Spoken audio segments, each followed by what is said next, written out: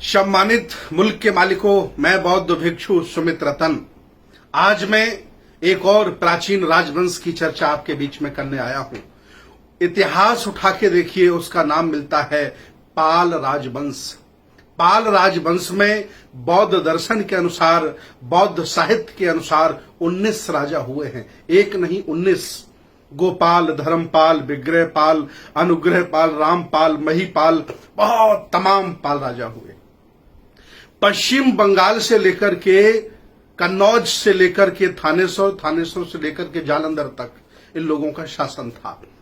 इस दौरान जितने भी आक्रांता आए, इन लोगों ने उनको पटकनी दी और बाहर निकालने का काम किया।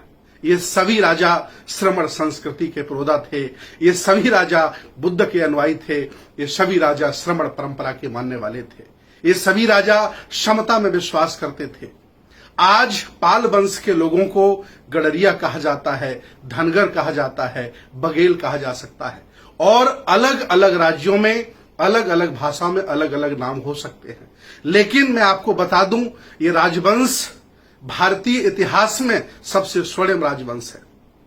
इस राजवंश के द्वारा इतिहास में लिखा है कि विक्रमशिला विश्वविद्यालय पाल राजाओं ने बनवाया। नालंदा, तक्षशिला, उदंतपुरी, विक्रमशिला, सिरपुर जैसे विश्वविद्यालयों का जीर्णोद्धार पाल राजाओं ने किया। पाल राजाओं ने इस देश को बहुत कुछ देने का काम किया है। लेकिन आज ये पाल वंश, ये खानदान, ये धर्मपाल का खानदान, उनका वंश जिन लोगों के सामने गिड़गिड़ा रहा है। कभी जब ये राजा हुआ करते थे तो ये लोग उनके वहां पानी भरा करते थे, ये लोग उनके यहां नौकरी किया करते थे, उनकी कृपा पर जीते थे। इसलिए देश भारत के अल्पजनों ने, देश भारत के मनुवादियों ने, ब्राह्मणों ने इस पाल वंश का काम क्या दिया? चराइए आप जानवर, भेड़ें चराइए आप, गडरिया कहकर के अपमानित किया। मैं आह्वान करता हूं इस राजवंश से, आप अपने आप स्वाभिमान जगाइए, इतिहास पढ़िए, 19 पाल राजाओं का इतिहास पढ़िए। अगर आपके पास नहीं है तो हमसे संपर्क करिए, मैं आपको इन राजाओं का इतिहास उपलब्ध कराने की जिम्मेदारी लेता हूं। और मैं, चूंकि आपने इस देश को संभाला है, इस राष्ट्र को बेहतर बनाया है, इसलिए मैं चाहता हूं कि आज फिर ऊर्जा इकट्ठी करिए, बुद्ध की संस्कृति को धारण करिए, श्रमण परंपरा से जुड़िए, छोड़िए इन आडंबरों को, छोड़िए इस मनुवाद को, और आइए मैं आह्वान करता हूं, इस देश को संभालिए। कभी आप इस देश के राजा महाराजा रहे, सम्राट रहे, आज आपको कोई मुख्यमंत्री नहीं बनने देता है, प्रधानमंत्री नहीं बनने देता है, MP MLA नहीं बनने देता है। इसलिए क्योंकि आपने अपना इतिहास भुला दिया है, पूर्वजों का इतिहास भुला दिया है। इतना ही नहीं, इस गौरवशाली इतिहास में, इस वंश में अहिल्याबाई होलकर जैसे लोग पैदा हुए। अहिल्याबाई होलकर के घर में जब कोई पुरुष नहीं बसता है तो अंग्रेज उसे कैद में रखना चाहते हैं, उसे पकड़ना चाहते हैं। लेकिन अहिल्याबाई होलकर ने कसम खाई थी कि कभी भी गोरे ये मेरे शरीर से हाथ नहीं लगा सकते हैं।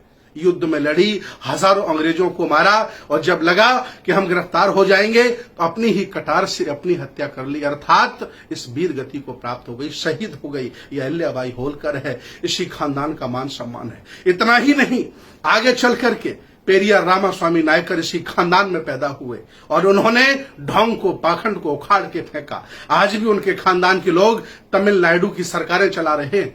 मैं आह्वान करता हूं, इस राजवंश से पूरे देश में है, ऐसी कोई जगह नहीं है, ऐसी कोई ब्लॉक नहीं, ऐसी कोई विधानसभा नहीं, ऐसा कोई जिला नहीं जहां पाल, धनगर, गडरिया समाज के लोग, बघेल समाज के लोग नहीं रहते। आओ, ये देश आपको पुकार रहा है, आओ, एक श्रमण आपको पुकार रहा है, और पुराने गौरव को पहचानो, अपने इतिहास को जानो, अपने पुरखों को पहचानो। आपके पुरखा किसको मानते थे और आप किसको मानते हैं? क्या खूबी थी आपके पुरखों में कि देश के सम्राट हो गए, और क्या आपने गवा दिया कि आज भेड़ों बकरियां चराने की नौबत आ गई? नहीं, इतिहास पहचानो, पुरखों की विरासत को जानो। आज नहीं कल एक दिन फिर आप देश के शासक बनोगे। आओ मेरे पुराने बौद्धों, आओ पाल समाज के राजा महाराजाओं, आओ। ये देश, ये बुद्ध की संस्कृति आपकी तरफ निहार रही है, आपको पुकार रही है। बहुत बहुत साधुवाद, बहुत बहुत धन्यवाद। मैं पाल समाज के, धनगर समाज के, गडरिया समाज के सभी राजा महाराजाओं से निवेदन करता हूं कि इस वीडियो को वो शेयर करें ताकि सभी लोग जान पाएं कि गौरवशाली प्राचीन पाल वंश कितना ऐतिहासिक था और उसने भारत को क्या दिया। बहुत बहुत धन्यवाद, बहुत बहुत साधुवाद।